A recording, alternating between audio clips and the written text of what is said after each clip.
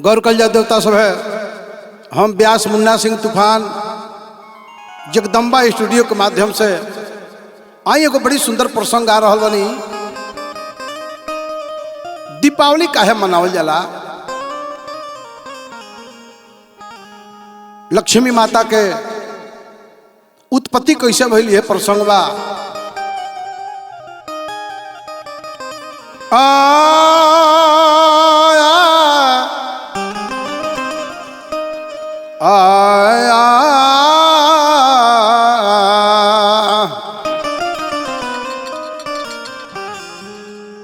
सुनी ना सुनावो तानी आर बेदवा के कहानी सुनिए श्रोता ज्ञानी। बेदवा के अरे लिखल गावतानी सुनिए श्रोता ज्ञानी।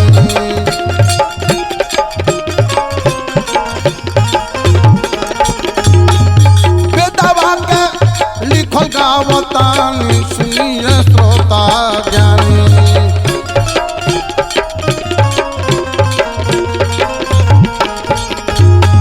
सुनी ना सुनावतानी सुंदर कहानी सुनिए श्रोता ज्ञानी।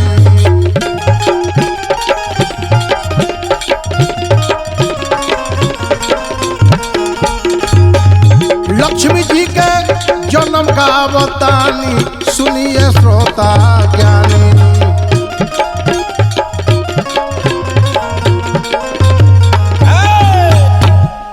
चलिए सरकार,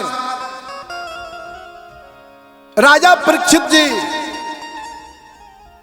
सुखदेव मुनि से श्रीमद् भागवत के कथा सुनत रहले।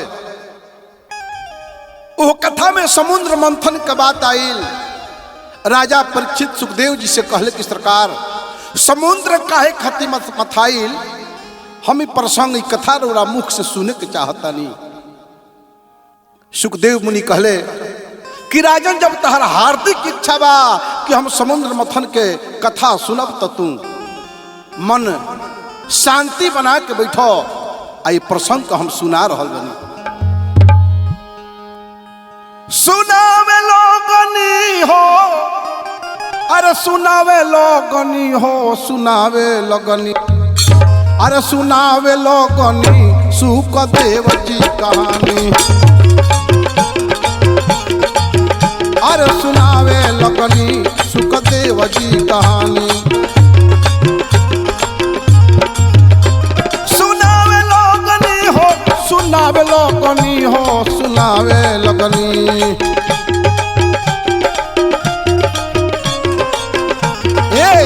अरे सुनावे लगनी सुखदेव जी कहानी। बाबा अरे सुनावे लगनी सुखदेव जी कहानी। अरे सुनावे लगनी सुखदेव जी कहानी। सुखदेव मुनि समुद्र मंथन के कथा कह के सुनावे लगले। कहले कि राजन, एक बार असुर दल से देवता लो परेशान भइल। राय को के ब्रह्मा जी के दरबार गइल। हाथ जोड़ी के ब्रह्मा जी से बोल ले बचनवा, हे नाथ हमनी के बचाए ले तिप्रानवा। असुर समाज से देवता लोग परेशान होके ब्रह्मा जी के दरबार में पहुंचल, जाके कहल कि हे ब्रह्मदेव, अब हमनी के जियल दुश्वार हो गई बा। असुर समाज से रात दिन लड़ाई करत करत अब हमनी के मन खट्टा हो गई बा। अब हमनी से लड़ाई ना हो। लड़ाई लड़ाई अरे लड़ाई नु हो, अब हमनी से होई ना लड़ाई। देवता लोग कहल कि हे ब्रह्मदेव, अब हमनी से लड़ाई ना होई। तो अब हमनी से होई ना। अरे अब हमनी से होई ना लड़ाई।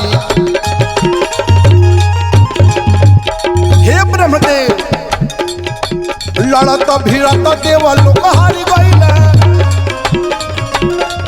अरे लड़त भिड़त देव लोग हारी गईले, लड़त भिड़त देव लोग हारी गईले, अरे छोड़ छोड़ी गईले पराई, अब हमनी से होई ना, अब हमनी से होई ना लड़ाई। देवता लोग कहल के पितामह रौरा सबकर जीवन लीला लिखिले। ओह बेरा राजा बलि के पृथ्वी पर शासन रहे। देवता लोग कहल की सरकार यह विपत्ति से हमन के कैसे हो बारी। ब्रह्मा जी कहनी के हे देवता लोग, जे सृष्टि के कर्ता धरता बा, जे सृष्टि के पालक बा, हमनी के वही के दरबार में चले के उहे के कोनो को उपाय बताए। सब देवता लोग ब्रह्मा जी के संगे लेके क्षीरसागर में भगवान विष्णु के दरबार में पहुंचल वालो। भगवान ओह बेरा शयन करते रहनी, लक्ष्मी जी पैर दबा रहल बाड़ी। सब देवता लोग जाके भगवान की जगावता। हरि हो भक्त तेरे द्वारी खड़े, सुन मेरे दुखड़े हरे। हरि हो भक्त तेरे द्वारी खड़े, सुन मेरे दुखड़े हरे।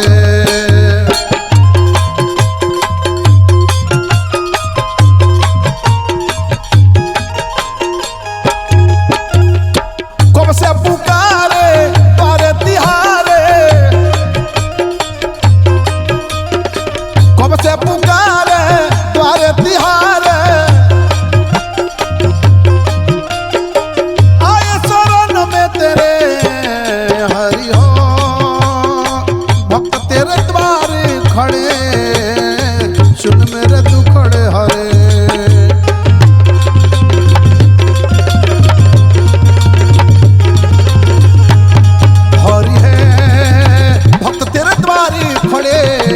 सुन मेरे दुखड़े हरे।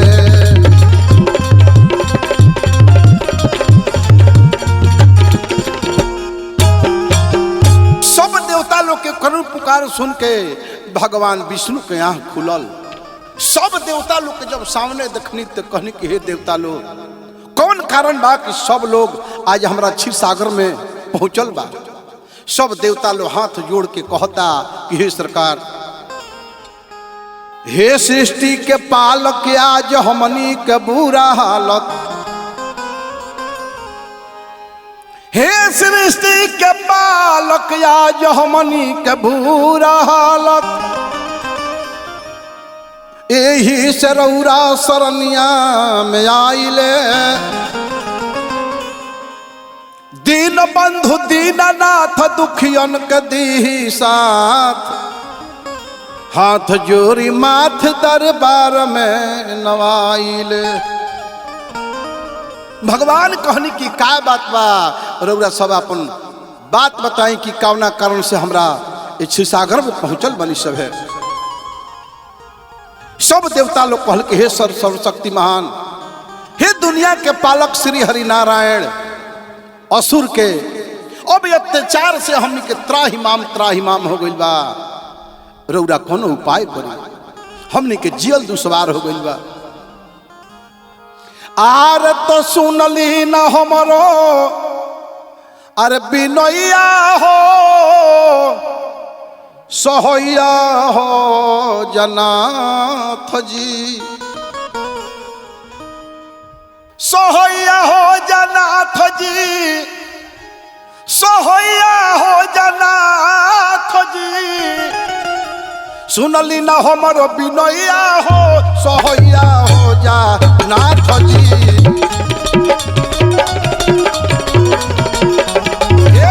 अरे सुनली ना हमरो बिनैया हो, सोहैया हो जा नाथ जी।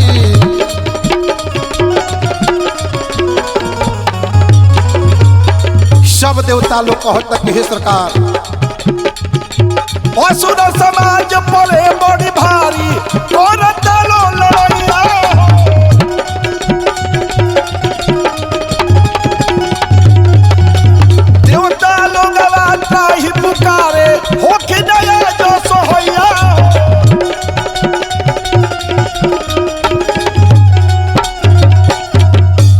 सरकार अब हमनी के कौनो चारा चलत नहीं है, कौनो चारा चलत नहीं है। अरे बिगड़ल बाटे समैया हो सोहैया हो जा नाथ जी।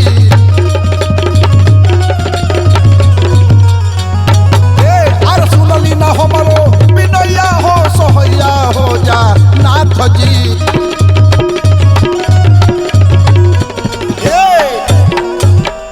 सब देवता लोग के बात सुन के भगवान क्रोध से काला हो गई, नहीं भगवान के मुंह टेढ़ा हो गई। इतना बचन जब सुनले तो क्रोध समाई गइल ये राम।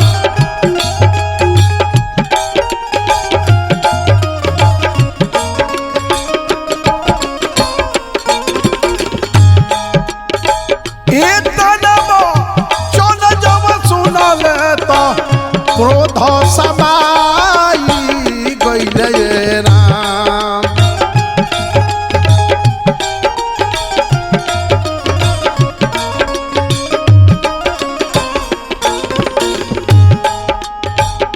जर लागल खिसिए शरीरिया, जर लागल खिसिए शरीरिया तो क्रोध समाई गइल ये राम।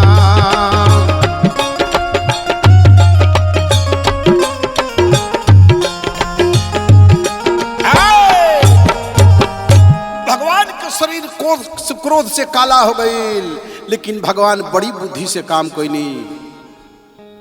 कहने की समय क्रोध करे वाला नहीं है। असुर समाज रउरा सब पर भारी पड़ता। समय से दुश्मन से भी मित्रता क ले के चाही, यह नीति कहता। कब तक? जब तक अपन काम सिद्ध ना हो जा। रउरा लोगिन असुर समाज से जाके मित्रता कली, यही में रउरा सबके भलाई बा। आ समय पाके रउरा सब समुद्र के मथन करब दोनों दल मिलके, तबे रउरा सबके दुख से उबार होई। देवलोक के असुर से गइले हारी, प्रभु जी बोलनी बात विचारी त जाके यारी करलो मथन के तैयारी करलो। कहनी भगवान की रउरा सब जाके राजा बलि से असुर समाज से मित्रता कली, यही में रउरा लोगन के भलाई बा। देवलोक असुर से गइले हारी, प्रभु जी बोलनी बात विचारी त जाके यारी करलो समुद्र यारी करलो।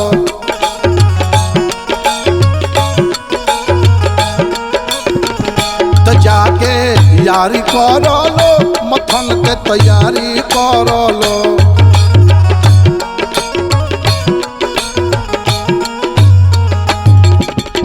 भगवान कहने की हे देवता लो, समुद्र मथाई तो निकल जाई रतन, ओ रतन के करिहलो जतन।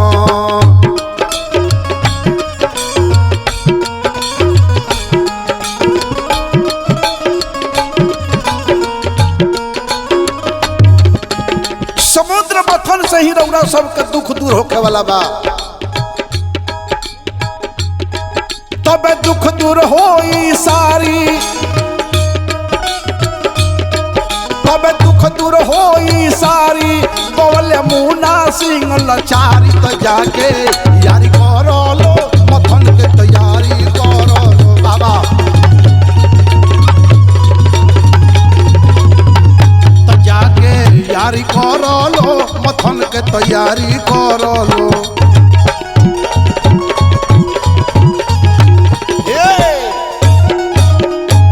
भगवान के समझावला के अनुसार सब देवता लोग राजा बलि के दरबार में जाके अपन सिलेंडर बोल दिहल।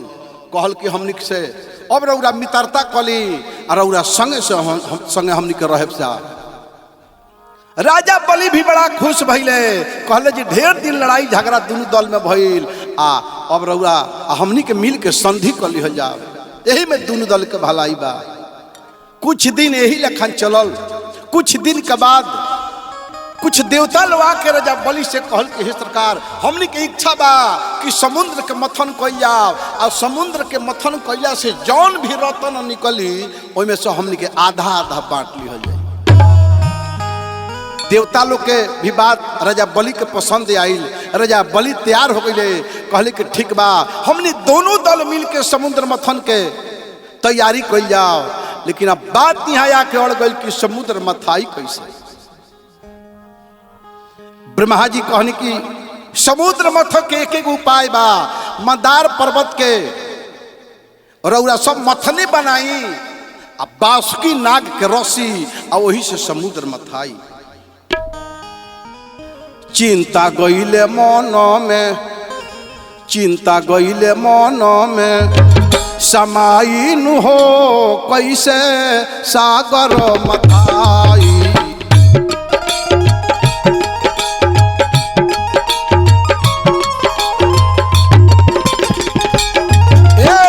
चिंता गईल मन में, समाइन हो कैसे सागर मथाई।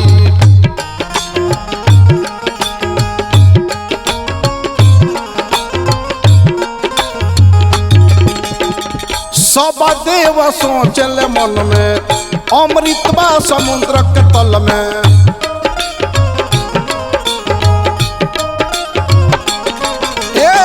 सब देव सोचल मन में, अमृतबा समुद्र के तल में।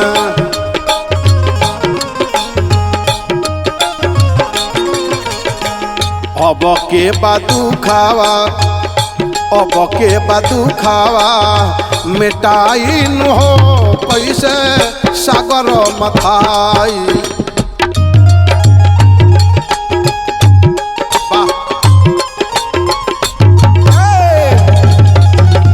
अब के बादू खावा में टाइन हो कैसे सागर मथाई।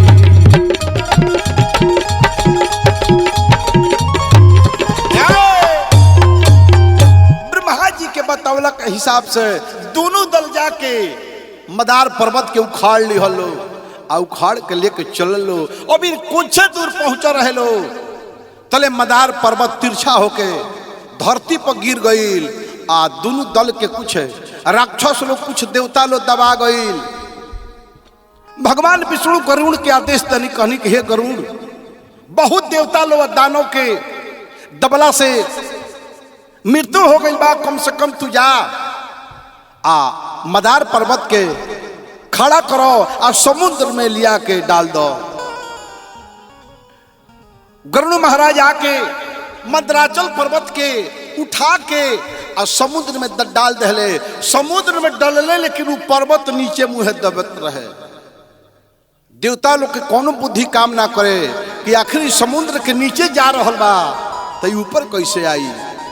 वही घड़ी भगवान विष्णु कच्छप रूप माने कछुआ के रूप बना के अइनी और पर्वत के नीचे अपन पीठ लगा देहन। आइए दोनों दल मिल के समुद्र के मथे लागल। एहू में झगड़ा हो गई कि पूंछ की ओर के रही या मुंह की ओर के रही।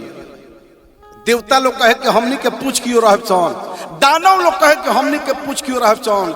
केहू बासुकी नाग के मुख की ओर रहे के चाहे ना, काहे कि जब पर्वत के रगड़ जब पड़ी तो बासुकी नाग के मुंह से विष निकली, तो विष जे ओने रही से करा बड़ी भारी क्षति करी।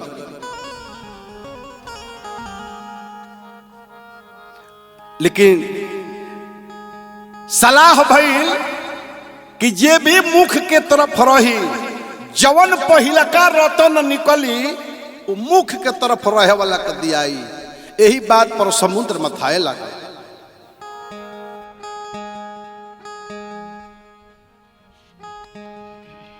हो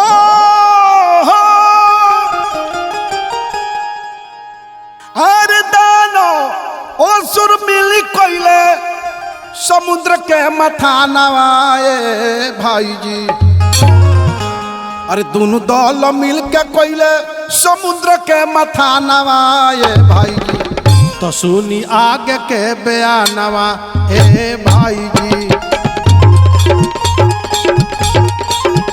सुनी आगे के बयानवा ए भाई जी, सुनी आगे के बयानवा ए भाई जी, सुनी आगे के बयानवा ए भाई जी। ये समुद्र में था रहल बाबा भाला रहा, समुद्र में था रहल बा। सबसे पहिल का रतन समुद्र से देखी का निकलता, सबसे पहले निकलल बा विष रतनवा। अरे सबसे पहले निकलल बा विष रतनवा। अरे विष से व्याकुल भइले दुनिया जहानवा। जब विष निकलल पूरा ब्रह्मांड में चिघाड़ मच गई, विष के इतना प्रभाव रहे कि दुनिया संसार जरे लागल। सब देवता लोग भोला बाबा के लगे पहुंचल, कहल कि सरकार विष के कौन उपाय कइल जाओ। भोला बाबा वो विष के अपना हाथे ले लेनी आ लेके घटर घटर पी गईनी। वो विष के पियला से भोला बाबा के कंठ नीला पड़ गईल, तब से वहां के नीलकंठ कहल जाला। आ शरीर के रंग वहां के काला पड़ गईल। जितना देवी देवता लोग रहे समुद्र से पानी निकाल निकाल भोला बाबा के शरीर पर लोग फेंके लागल। आ तब से ही प्रचलित हो गईल कि हमने के भोला बाबा के शिवलिंग पर जल काहे चढ़ाई। वही वजह से ये प्रचलित हो गई कि भोला बाबा के जब शरीर लागे जरे लागल, सब दानव लोग देवता लोग मिलके समुद्र से पानी निकाल के भोला बाबा के शरीर पर डाले लागल कि कम से कम बाबा का शरीर ठंडा हो। तब से हमने के भोला बाबा पर जल चढ़ाई दे।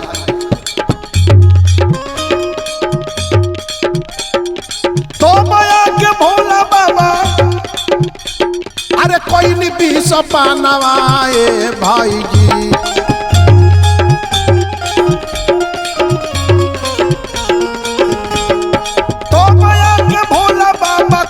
विष पानवाए भाई जी।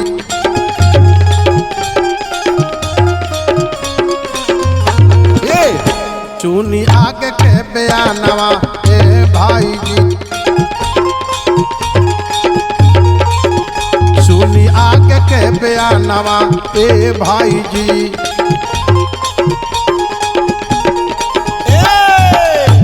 भोला बाबा जब वो विष के पान क गईनी, एगो नाव में से 14 गो रतन निकलल।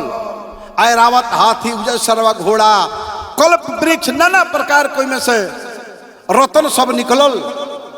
आ एक जगह धरात गईल। अरे एगो दूगो ना निकलल 14 रतनवा। अरे एगो दूगो ना निकलल 14 गो रतनवा। अरे वही में से निकलेली लक्ष्मी जी महानवा। जहिया माता लक्ष्मी समुद्र से निकलली, वही दिन कार्तिक मास के अमावस रहे। माई लक्ष्मी के विष्णु भगवान हथिया लहले आ अपन अर्धांगिनी बना लहले। वही में से निकलेली लक्ष्मी जी महानवा।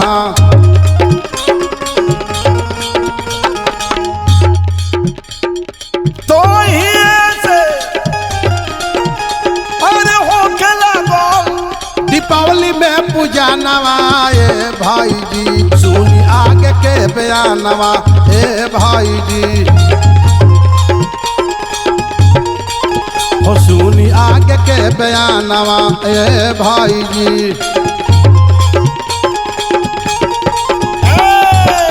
जहिया माई लक्ष्मी समुद्र सूत्र से निकलली।